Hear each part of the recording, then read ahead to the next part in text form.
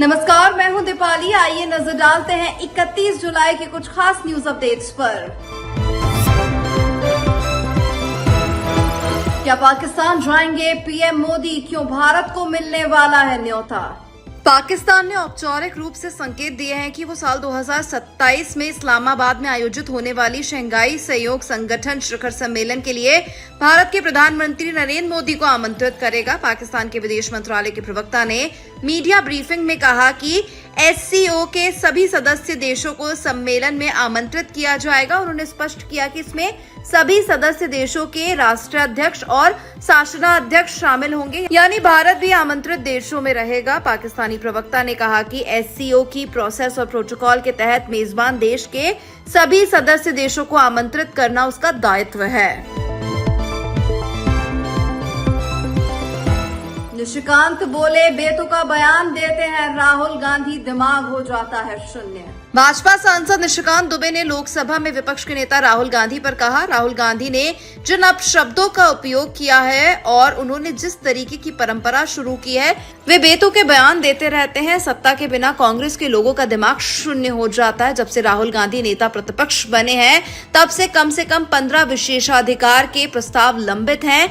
तो मेरा लोकसभा अध्यक्ष से आग्रह है कि इनको इस पर कार्रवाई करनी चाहिए। जी बताएंगे, वे अनुराग जी बताएंगे राहुल जी के ऊपर जो उन्होंने किया, क्योंकि मैंने उसको पढ़ा नहीं है, लेकिन आज अखबार में पढ़ा है, और जो जिन शब्दों का उपयोग किया उन्होंने। और दूसरी बात यह है कि जिस तरह की परंपरा उन्होंने स्टार्ट की है, बिना सिर पैर के बात करने की जो परंपरा पहले भी बोलते थे, लेकिन अब जो है उनका थोड़ा सा जो माइंडसेट है, क्योंकि 12 साल से सत्ता से बाहर है और सत्ता के बिना कांग्रेसी जो है वो दिमाग शून्य हो जाते हैं।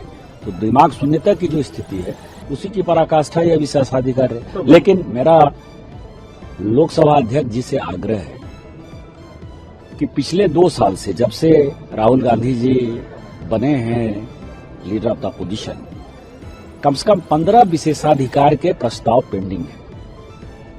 तो विशेषाधिकार के ऊपर विशेष अधिकार करते हुए माननीय लोकसभा अध्यक्ष जी से मेरा विनम्र आग्रह होगा कि इसके ऊपर कार्रवाई करनी चाहिए। नहीं तो इसी तरह की बेसिर पर की बातें आज लोकसभा में प्रतिपक्ष के नेता कर रहे हैं, कल को कोई और सांसद कहना शुरू कर देगा। तो कार्रवाई जब तक नहीं होगी, कार्रवाई होनी चाहिए। कांग्रेस सांसद प्रमोद तिवारी बोले, 12 साल में 152 पेपर लीक, सरकार जिम्मेदार। कांग्रेस सांसद प्रमोद तिवारी ने कहा, 12 साल में 152 पेपर लीक हुए तो नैतिक रूप से वही सरकार जिम्मेदार है। अब ये जो कानून लेकर आए हैं, इससे पेपर लीक नहीं रुकेगा। हमारा सवाल ये है कि पेपर लीक से जो नुकसान हुआ था, जो छात्र आए थे उन पर लाठीचार्ज, पैलेट और आंसू गैस के गोले छोड़े गए, तो इसका जवाब सरकार की तरफ से आए। 12 साल में 152 पेपर लीक हुए, तो नैतिक रूप से तो वही जिम्मेदार है। अब ये जो कानून लाए हैं, कानून से पेपर लीक नहीं रुकेगा। हमारा जो प्रश्न है कि अपने भविष्य के लिए पेपर लीक से जो नुकसान हुआ था, जो छात्र आए थे उन पर लाठी, कील लगी लाठी, पेलेट, आंसू गैस, ये सब छोड़े गए हैं। तो इसका जवाब सरकार की तरफ से आए। ये सरकार इतनी कायर है, बुज़दिल है कि हिम्मत नहीं पड़ी कल राज्यसभा या लोकसभा में सामना करने की इस बिंदु पर। महाराष्ट्र के भिवंडी में ढही 4 मंजिला इमारत, 6 लोगों की मौत, कई लोग मलबे में दबे।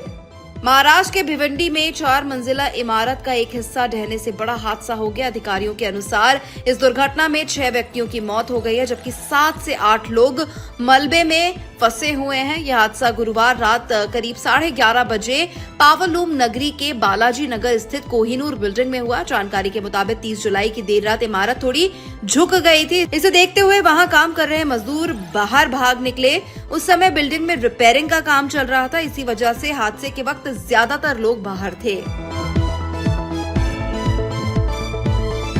पहले ही कॉमनवेल्थ गेम्स में सीमा काली रमना ने जीता ब्रॉन्ज मेडल।